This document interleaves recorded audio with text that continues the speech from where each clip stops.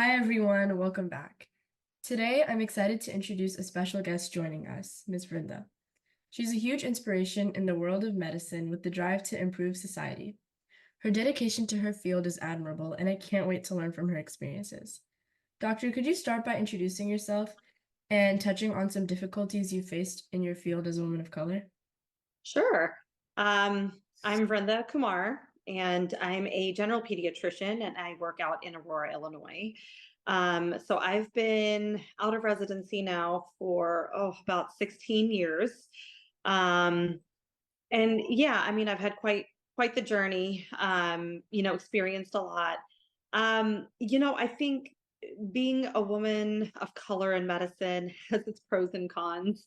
Um, I do think that sometimes there's an assumption that I went into medicine simply because that was my parents' expectation of me, not because I necessarily enjoyed it or I was passionate about it.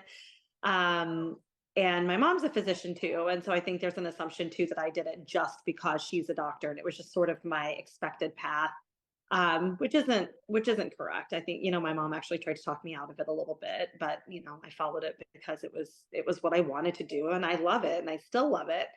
Um, so I think there's a little bit of assumptions of our cultural expectations, and that perhaps we're choosing the path we did in our career simply because it was an expectation, not because it was a desire, a personal desire to do so. So I think that's a hurdle. And then of course, there's always going to be a little bit of racism involved. I've had patients who are looking for a pediatrician who call to see if I have an accent, because they don't want a doctor with an accent, or to see if I was raised here or raised in India or where I did my education. Or, for some people that seems to matter. And so I think that can be a little bit of a hurdle as well.